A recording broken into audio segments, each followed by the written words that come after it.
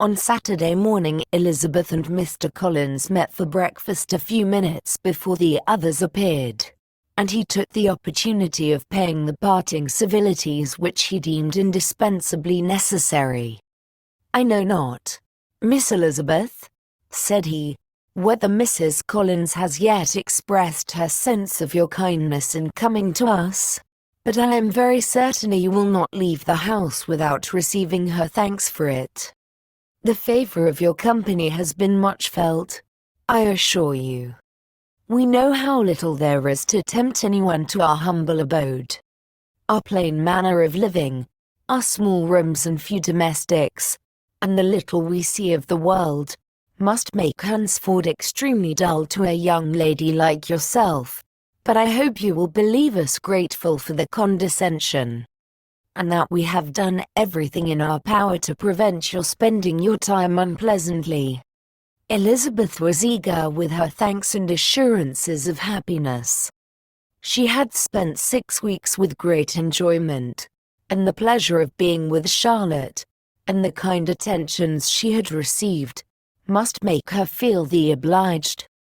Mr. Collins was gratified, and with a more smiling solemnity replied, "It gives me great pleasure to hear that you have passed your time not disagreeably.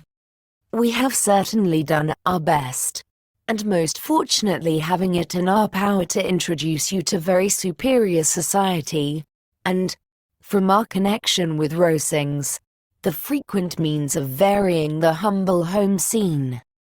I think we may flatter ourselves that your Hunsford visit cannot have been entirely irksome. Our situation with regard to Lady Catherine's family is indeed the sort of extraordinary advantage and blessing which few can boast. You see on what a footing we are. You see how continually we are engaged there. In truth, I must acknowledge that, with all the disadvantages of this humble parsonage, I should not think anyone abiding in it an object of compassion, while they are sharers of our intimacy at Rosings." Words were insufficient for the elevation of his feelings, and he was obliged to walk about the room, while Elizabeth tried to unite civility and truth in a few short sentences. "You may, in fact, carry a very favorable report of us into Hertfordshire, my dear cousin. I flatter myself at least that you will be able to do so. Lady Catherine's great attentions to Mrs. Collins you have been a daily witness of, and altogether I trust it does not appear that your friend has drawn an unfortunate, but on this point it will be as well to be silent.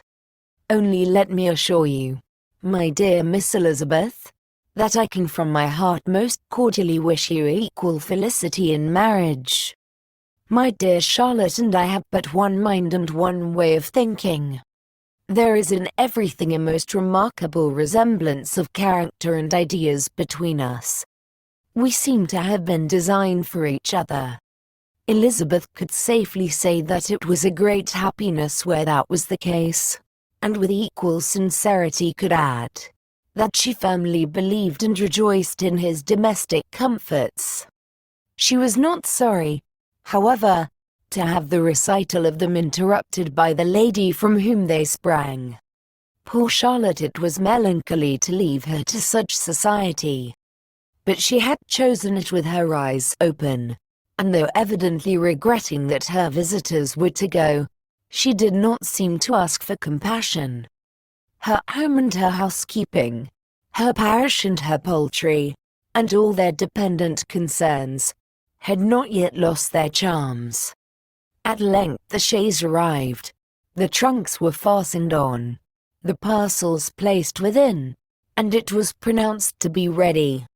After an affectionate parting between the friends, Elizabeth was attended to the carriage by Mr. Collins, and as they walked down the garden he was commissioning her with his best respects to all her family, not forgetting his thanks for the kindness he had received at Longbourn in the winter, and his compliments to Mr. and Mrs. Gardiner, though unknown.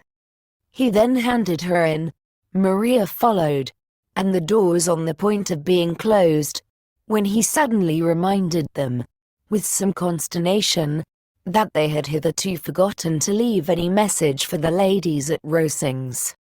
"But," he added, "you will of course wish to have your humble respects delivered to them, with your grateful thanks for their kindness to you while you have been here." Elizabeth made no objection. The door was then allowed to be shut, and the carriage drove off. "Good gracious!" cried Maria, after a few minutes' silence. "It seems but a day or two since we first came, and yet how many things have happened." "A great many indeed," said her companion with a sigh. "We have dined 9 times at Rosings, besides drinking tea there twice. How much I shall have to tell," Elizabeth added privately, "and how much I shall have to conceal." Their journey was performed without much conversation, or any alarm, and within 4 hours of their leaving Hunsford they reached Mr. Gardiner's house, where they were to remain a few days. Jane looked well, and Elizabeth had little opportunity of studying her spirits, amidst the various engagements which the kindness of her aunt had reserved for them. But Jane was to go home with her, and at Longbourn there would be leisure enough for observation. It was not without an effort, meanwhile, that she could wait even for Longbourn, before she told her sister of Mr. Darcy's proposals. To know that she had the power of revealing what would so exceedingly astonish Jane, and must, at the same time, so highly gratify whatever of her own vanity she had not yet been able to reason away, was such a temptation to openness as nothing could have conquered but the state of indecision in which she remained as to the extent of what she should communicate, and her fear, if she once entered on the subject, of being hurried into repeating something of Bingley which might only grieve her sister further.